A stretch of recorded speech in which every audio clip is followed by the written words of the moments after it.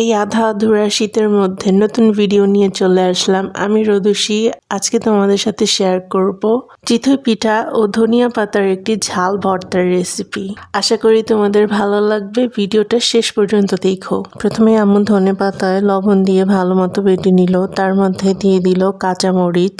এই মরিচগুলো অনেক ঝাল, তাই 3টাই এনাফ আমার মুখ জ্বালানোর জন্য। পেঁয়াজ কুচি দিয়ে ভালো মতো বেটে নিল। এই ভর্তাটা অনেক সিম্পল আর খেতে অনেক মজা। তোমরা অবশ্যই বাসায় ট্রাই করবে।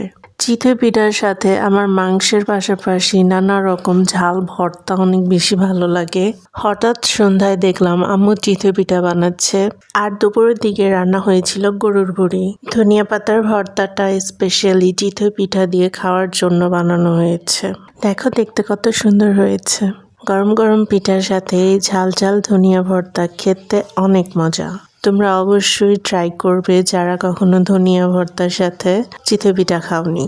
ও হ্যাঁ, তারপর আম্মু মাছের ডিম ভুনাটা নিয়ে এসেছিল, সেটা দিয়েও খাচ্ছিলাম। ঝাল ঝাল অনেক মজা। ভিডিওটা এ পর্যন্ত দেখার জন্য সবাইকে অসংখ্য ধন্যবাদ। সবাই ভালো থাকবে, সুস্থ থাকবে, টক্সিক রিলেটিভ থেকে দূরে থাকবে। পারলে ওদের মুখে ঝামা ঘষে দিবে, যাতে নেক্সট টাইম তারা তোমার পেছনে চুগলখড়ি না করতে পারে। Please like, comment, share with our friends and family, and don't forget to subscribe my channel. Bye bye.